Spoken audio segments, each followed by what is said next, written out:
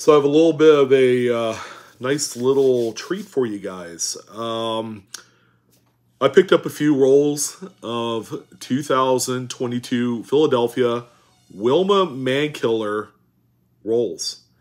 As a matter of fact, I have 4 of them that we are going to be breaking right here in this video. So it's going to be a little bit of a longer video, probably 25-30 minutes, somewhere around there.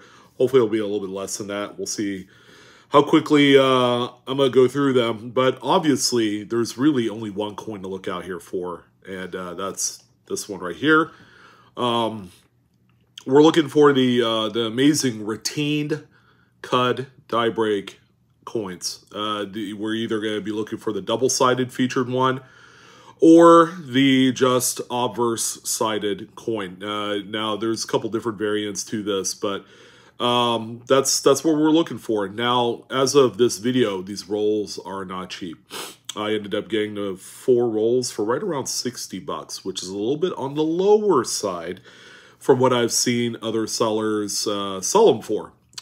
So they could be anywhere from about $15 a roll, and you got to keep in mind, you still have to pay shipping on top of that, or they could be a lot higher. I've seen them go as high as $30 a roll if you were crazy enough to buy it at that price level.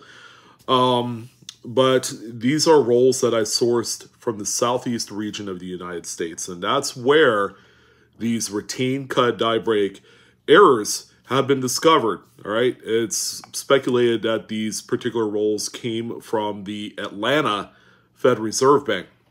We'll see. I'm not exactly, I'm tempering my, kind of my anxiousness, when it comes to these, and not really hoping for anything yet, but we'll see.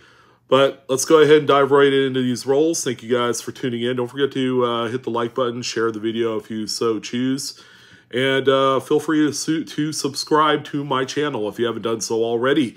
Thank you for watching. Let's go ahead and do this thing.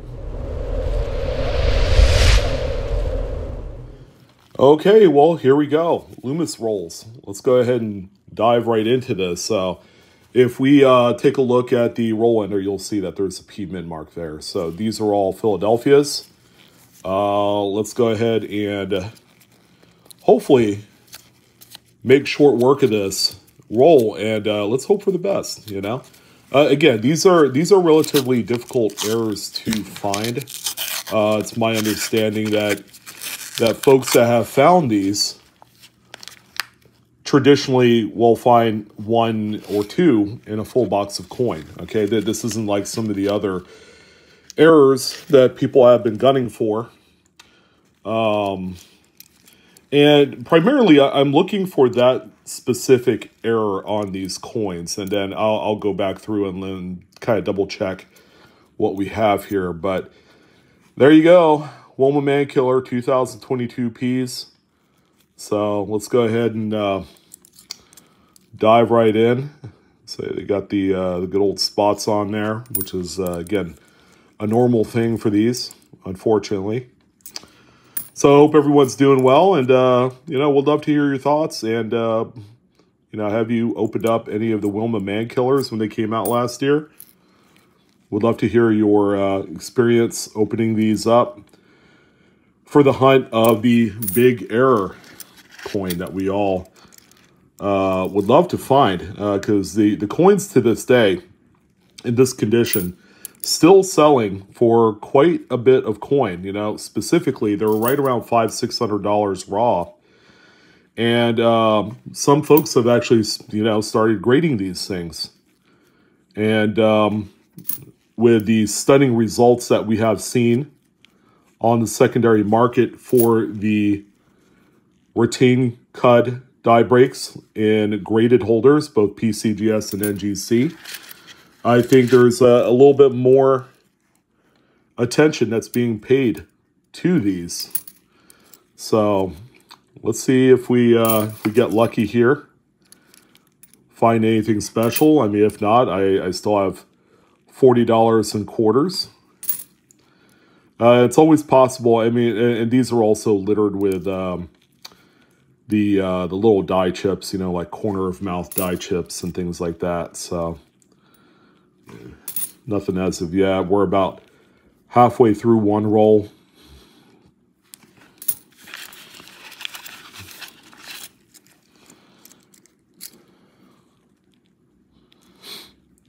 Obviously, the side that you want to pay most closer attention to would be the obverse, because for both variants they have that obverse retain cut die break on there, and then the option is the reverse cut die break. So there you go.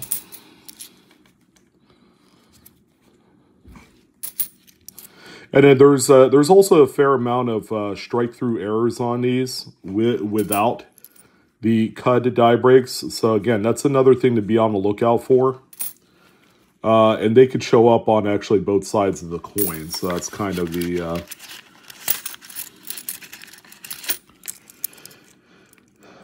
thing with these.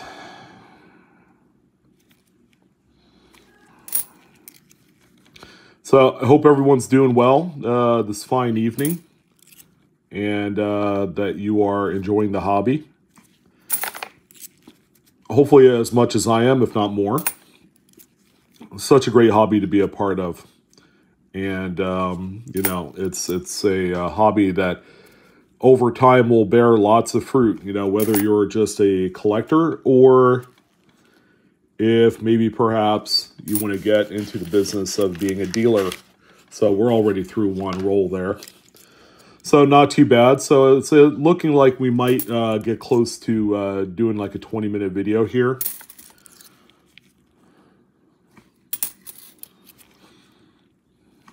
Yeah, I am going through these pretty quickly. And again, specifically, we're looking for the retain cut die break coins. Now, this is the roll ender, so you see it does have a fair amount of what they call ring of death. The circular spiral damage that's on the face of the coin is all due to the crimping mechanism for the rolls. So the little finger doodad, it's not the official, I guess, terminology for it, but the little finger that crimps the end actually goes inside and it makes contact with the coin. So unfortunately, that's something that we see quite a bit of in these rolls. And, you know, if you're unlucky to have one of those cut die breaks there on the end, then, you know, oops, then that's not going to be fun at all. But so nothing yet. I mean, we have small little residual strike through areas. Like right here, you can see around the edge there how the luster breaks right on the edge of the rim. Okay, that's a little bit, there's a little bit of grease on the die at one point. You can see a little bit more here on Liberty. Nothing too terribly crazy where I gotta, you know, keep it.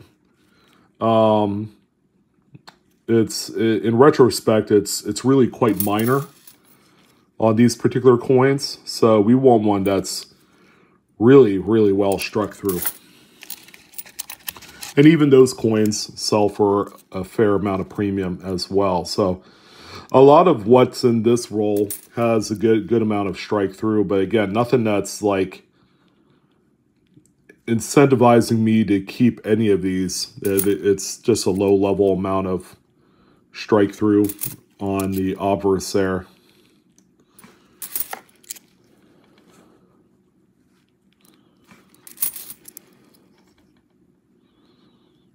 Yeah, nothing too crazy there either. And this one here as well.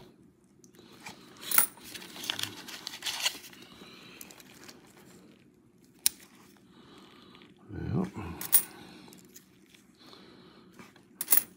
So it's looking like, fortunately, we're going to make pretty quick work of the 4 rolls here. And then again, like I said, I'll go through them one final time before they head back somewhere. I may just re-roll these and hold them. The whole sealed equity conversation with repacked rolls really doesn't apply. That's more for like bank rolls that are sealed and haven't been opened. Sealed equity, as you know, are That's the idea that if you bought into any sealed bank boxes or bank rolls, that over time they're going to be worth a lot more money in comparison to face value. Like just recently, I'd say probably about 45 days ago, there was a 2009 Formative Years Lincoln Cent box that sold for $900. And it was simply just a bank box. So that gives you a little perspective on how much these coins will be worth sealed up. Again, it's more of a prospect thing than anything else. The particular rolls that are going to be worth a lot more in the future are going to be some of the rolls where people have had some success finding some pretty big errors and varieties. Like, for instance, the Wilma Mankiller rolls. It's only going to be a matter of time before those things are going to be worth $40, $50 a roll. You know, it might even be here in the next few years, somewhere thereabouts. So just something to keep in mind. You know, as you decide to want to, you know, break open some of these rolls, sometimes the power play is simply just to hold on to them sealed. All right, so we're down to our last few coins here in this roll. Again, nothing crazy, nothing fancy. A little bit of strike through on a few of the coins. But again, we're talking very, very minor stuff like this one here. Not even worth saving unless you wanted an example of that coin with that minor strike through on there. You know, that would be the one circumstance where you would save things like that.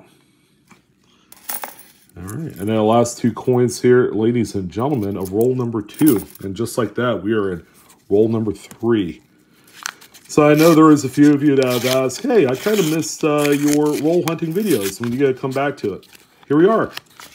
So I'm going to be doing more of these, specifically the Wilma Mankillers, because I would love to find one of those amazing errors.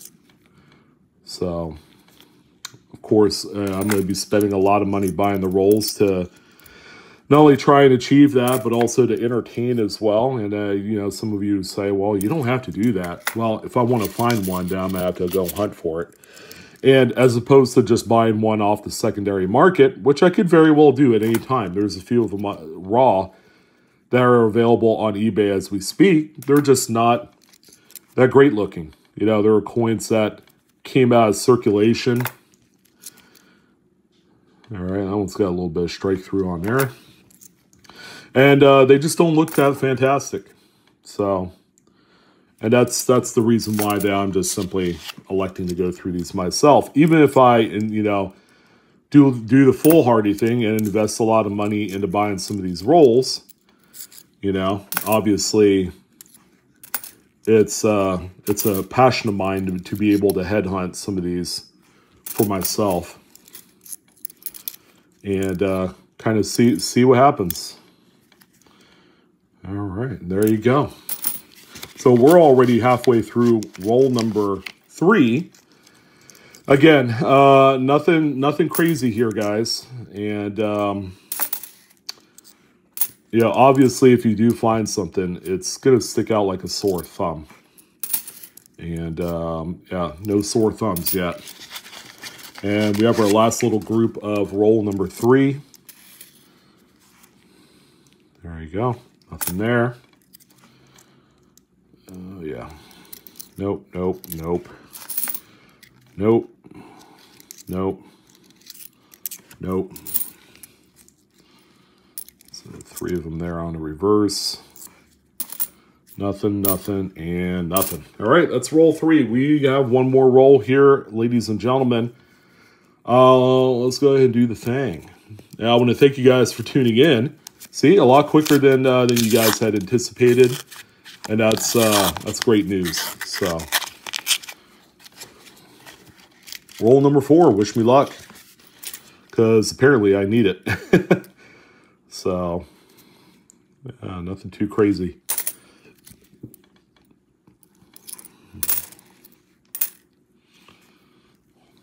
All right, nothing there.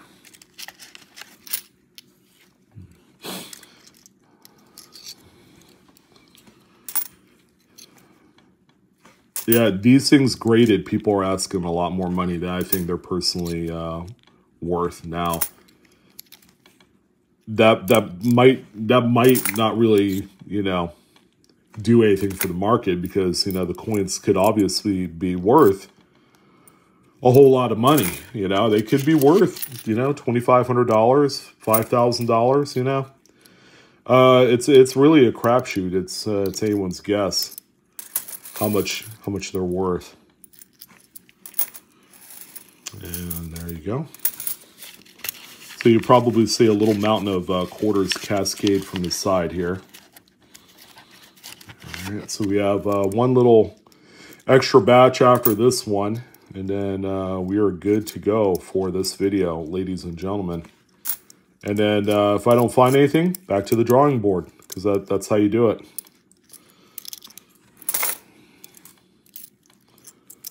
Oh yeah, all reverses there.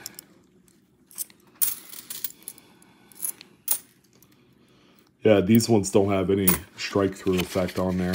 All right, our last like 10 quarters, ladies and gents. And that's going to go ahead and doozer for this one. We're going to need a super miracle here at the end. If, let's do that there. So no double-sided deals. Maybe I get lucky with a single-sider. And it looks like it's not happening. Not in this video anyway, so...